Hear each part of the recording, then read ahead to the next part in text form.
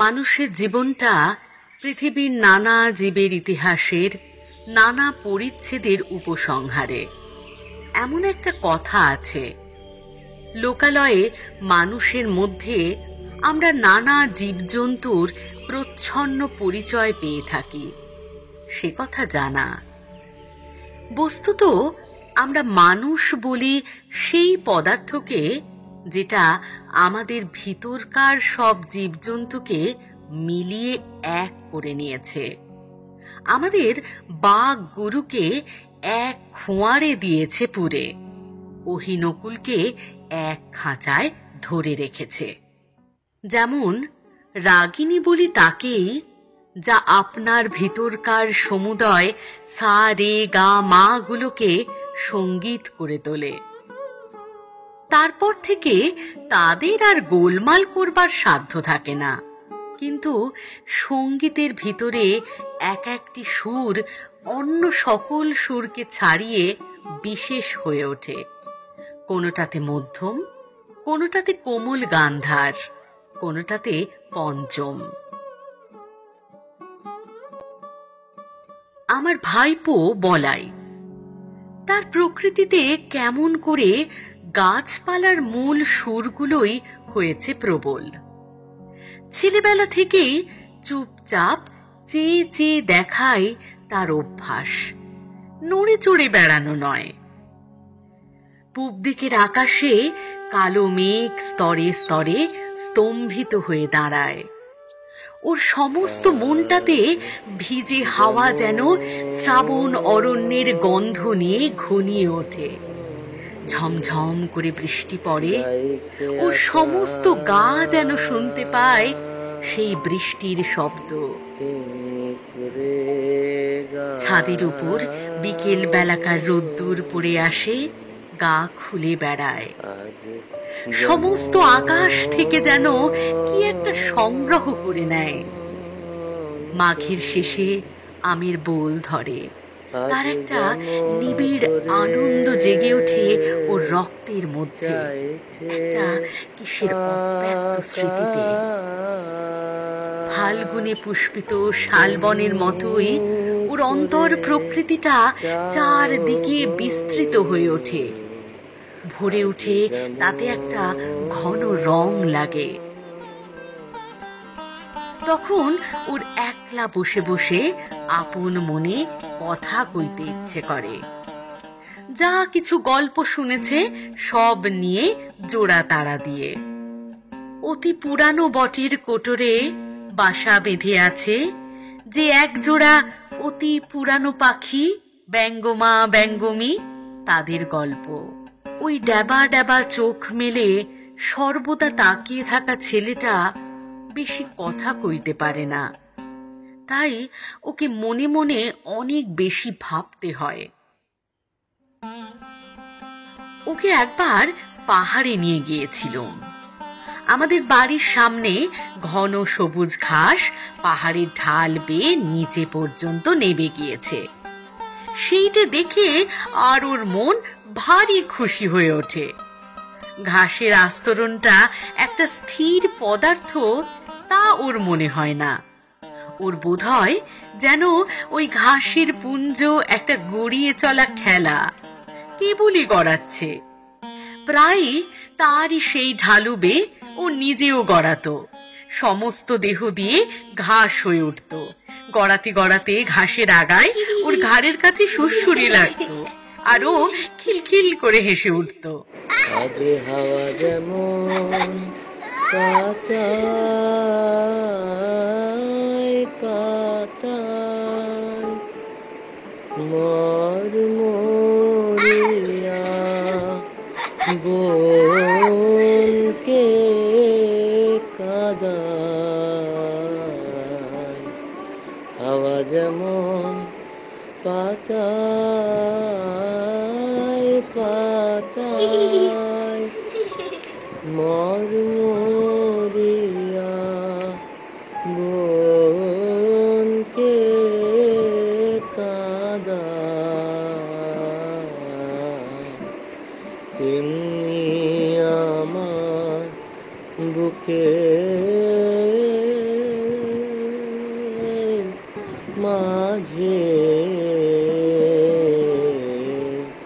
তেমনি আমার বুকে মাঝে কাঁদিয়া কাঁদাও গো আজ যেমন করে।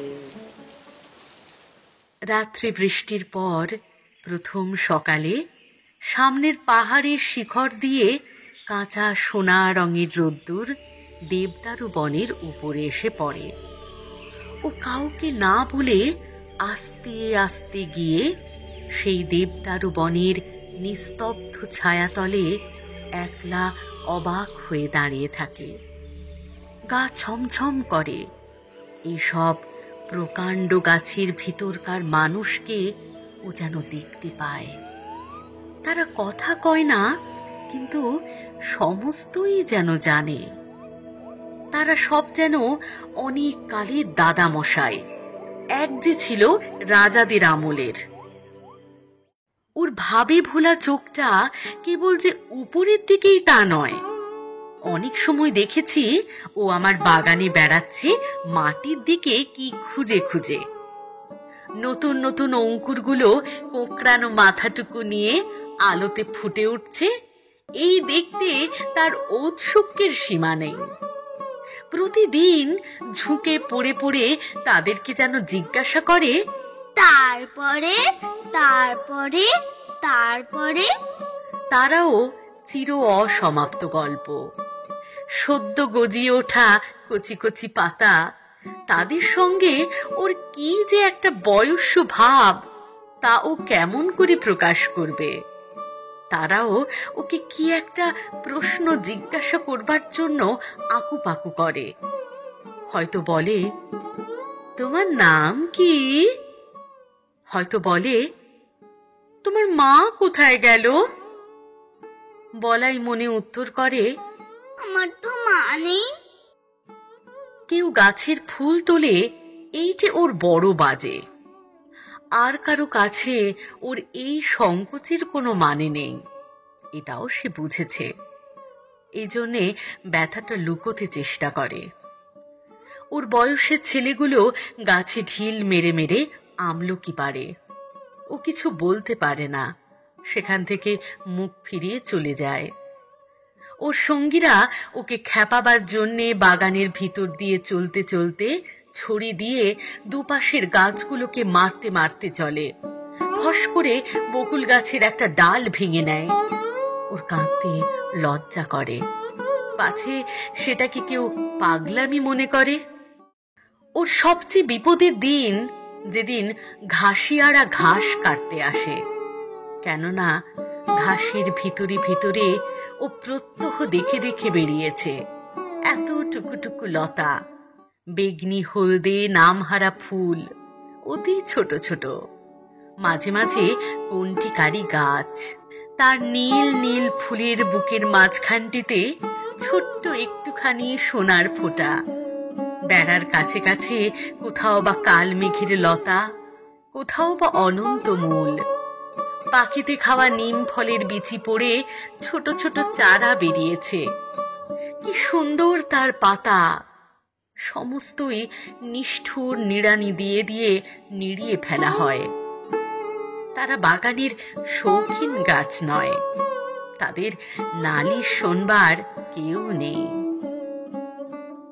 এক একদিন ওর কাকির কোলে এসে বসে তার গলা জুড়িয়ে বলে, ওই ঘাসিয়াকে বলো না আমার ওই গাছগুলো যেন না কাটে। কাকি বলে, বলাই কি যে পাগলের মতো বকিস, ও যে সব জঙ্গল, সাফ না করলে চলবে কেন? বলাই অনেক দিন থেকে বুঝতে পেরেছিল কতগুলো ব্যথা আছে যা সম্পূর্ণ ওর একলারই। ওর চারিদিকের লোকের মধ্যে তার কোনো সাড়া নেই। এই ছেলের আসল বয়স সেই কোটি বৎসর আগেকার দিনে, যেদিন সমুদ্রের গর্ভ থেকে নতুন জাগা পঙ্কস্তরের মধ্যে পৃথিবীর ভাবী অরণ্য আপনার জন্মের প্রথম ক্রন্দন উঠিয়েছে। সেদিন পশু নেই, পাখি নেই, জীবনের কলরব নেই, চারদিকে পাথর আর পাক আর জল। কালের পথে সমস্ত জীবের অগ্রগামী গাছ সূর্যের দিকে জোর হাত তুলে বলেছে, আমি থাকবো, আমি বাঁচবো, আমি চিরপথিক। মৃত্যুর পর মৃত্যুর মধ্য দিয়ে অন্তহীন প্রাণের বিকাশ তীর্থে যাত্রা করব, রৌদ্রে বাদলে দিন রাত্রে। গাছের সেই রব আজ উঠছে বনে বনে, পর্বতে প্রান্তরে। তাদের শাখায় পত্রে ধরণীর প্রাণ বলে বলে উঠছে, আমি থাকবো, আমি থাকবো। মগন করি অতীত নাগত আলোকে উজ্জ্বল জীবনে চঞ্চল একে আনন্দ তরঙ্গ বিপুল তরঙ্গ রে, বিপুল তরঙ্গ রে। বিশ্বপ্রাণীর মুখ ধাত্রী এই গাছ নিরবিচ্ছিন্ন কাল ধরে দুর্লভকে দহন করে পৃথিবীর অমৃত ভাণ্ডারের জন্যে প্রাণের তেজ, প্রাণের রস, প্রাণের লাবণ্য সঞ্চয় করে। আর উৎকণ্ঠিত প্রাণের বাণীকে অহর্নিশ আকাশে উচ্ছ্বসিত করে তোলে। আমি থাকবো। দিন কর চন্দ্র তারা চমকে কম্পিছে চেতনা ধারা, আকুল চঞ্চল নাচে সংসার, আকুল চঞ্চল নাচে সংসার, কুহরে হৃদয় বিহঙ্গ বিপুল তরঙ্গ রে। সেই বিশ্বপ্রাণীর বাণী কেমন একরকম করে আপনার রক্তের মধ্যে শুনতে পেয়েছিল ওই বলাই। আমরা তাই নিয়ে খুব হেসেছিলাম। একদিন সকালে এক মনে খবরের কাগজ পড়ছি। বলাই আমাকে ব্যস্ত করে ধরে নিয়ে গেল বাগানে। এক জায়গায় একটা চারা দেখিয়ে আমাকে জিজ্ঞাসা করলে, কাকা এই গাছটা কি? দেখলুম একটা শিমুল গাছের চারা বাগানের খোয়া দেওয়া রাস্তার মাঝখানেই উঠেছে। হায় রে, বলাই ভুল করেছিল আমাকে ডেকে নিয়ে এসে। এতটুকু যখন এর অঙ্কুর বেরিয়েছিল শিশুর প্রথম প্রলাপটুকুর মতো, তখনই এটা বলাইয়ের চোখে পড়েছে। তারপর থেকে বলাই প্রতিদিন নিজের হাতে একটু একটু জল দিয়েছে। সকালে বিকেলে ক্রমাগত ব্যগ্র হয়ে দেখেছে কতটুকু বাড়ল। শিমুল গাছ বাড়েও দ্রুত, কিন্তু বলাইয়ের আগ্রহের সঙ্গে পাল্লা দিতে পারে না। যখন হাত দুয়েক উঁচু হয়েছে তখন ওর পত্র সমৃদ্ধি দেখে ভাবলে ই একটা আশ্চর্য গাছ। শিশুর প্রথম বুদ্ধির আভাস দেখবা মাত্র মা যেমন মনে করে আশ্চর্য শিশু, বলাই ভাবলে আমাকেও চমৎকৃত করে দেবে। আমি বললুম, মালিকে বলতে হবে, এটা উপড়ে ফেলে দেবে। বলাই চমকে উঠল, এ কি দারুণ কথা। বললে, না কাকা, তোমার দুটি পায়ে পড়ি, উপড়ে ফেলো না। আমি বললুম, কি যে বলিস তার ঠিক নেই। একেবারে রাস্তার মাঝখানে উঠেছে, বড় হলে চারদিকে তুলো ছড়িয়ে অস্থির করে দেবে। আমার সঙ্গে যখন পারলে না, এই মাতৃহীন শিশুটি গেল তার কাকির কাছে। কোলে বসে তার গলা জড়িয়ে ধরে ফুপিয়ে ফুপিয়ে কাঁদতে কাঁদতে বললে, কাকি তুমি কাকাকে বারণ করে দাও, গাছটা যেন না কাটেন। উপায়টা ঠিক ঠাউরেছিল। ওর কাকি আমাকে ডেকে বললে, ওগো শুনছ, আহা ওর গাছটা রেখে দাও। রেখে দিলুম। গোড়ায় বলাই যদি না দেখাতো তবে হয়তো ওটা আমার লক্ষ্যই হতো না। কিন্তু এখন রোজই চোখে পড়ে। বছর খানেকের মধ্যে গাছটা নির্লজ্জের মতো মস্ত বেড়ে উঠল। বলাইয়ের এমন হলো, এই গাছটার পরেই তার সবচেয়ে স্নেহ। গাছটাকে প্রতিদিনই দেখাচ্ছে নিতান্ত নির্বোধের মতো। একটা অজায়গায় এসে দাঁড়িয়ে কাউকে খাতির নেই, একেবারে খাড়া লম্বা হয়ে উঠছে। যে দেখে সেই ভাবে, এটা এখানে কি করতে? আরো 2-4 বার এর মৃত্যুদণ্ডের প্রস্তাব করা গেল। বলাইকে লোভ দেখালুম, এর বদলে খুব ভালো কতকগুলো গোলাপের চারা আনিয়ে দেব। বললেম, নিতান্তই শিমুল গাছই যদি তোমার পছন্দ, তবে আরেকটা চারা আনিয়ে বেড়ার ধারে পুঁতে দেব, সুন্দর দেখতে হবে। কিন্তু কাটবার কথা বললেই আঁতকে ওঠে। আর ওর কাকি বলে, আহা, এমনি কি খারাপ দেখতে হয়েছে? আমার বৌদিদির মৃত্যু হয়েছে যখন এই ছেলেটি তার কোলে। বোধ করি সেই শোকে দাদার খেয়াল গেল। তিনি বিলেতে ইঞ্জিনিয়ারিং শিখতে গেলেন। ছেলেটি আমার নিঃসন্তান ঘরে কাকির কোলেই মানুষ। বছর 10 পরে দাদা ফিরে এসে বলাইকে বিলাতি কায়দায় শিক্ষা দেবেন বলে প্রথমে নিয়ে গেলেন সিমলে, তারপরে বিলেতে নিয়ে যাবার কথা। কাঁদতে কাঁদতে কাকির কোল ছেড়ে বলাই চলে গেল। আমাদের ঘর হলো শূন্য। তারপরে 2 বছর যায়। ইতিমধ্যে বলাইয়ের কাকি গোপনে চোখের জল মোছেন, আর বলাইয়ের শূন্য শোবার ঘরে গিয়ে তার ছেঁড়া 1 পাটি জুতো, তার রবারের ফাটা গোলা আর জানোয়ারের গল্পওয়ালা ছবির বই নাড়েন চাড়েন। এতদিনে এই সব চিহ্নকে ছাড়িয়ে গিয়ে বলাই অনেক বড় হয়ে উঠেছে, এই কথা বসে বসে চিন্তা করেন। কোনো এক সময় দেখলুম লক্ষ্মী ছাড়া শিমুল গাছটার বড় বার বেড়েছে। এতদূর অসঙ্গত হয়ে উঠেছে যে আর প্রশ্রয় দেওয়া চলে না। এক সময়ে দিলুম তাকে কেটে। এমন সময়ে সিমলে থেকে বলাই তার কাকিকে এক চিঠি পাঠালে। কাকি, আমার সেই শিমুল গাছের একটা ফটোগ্রাফ পাঠিয়ে দাও।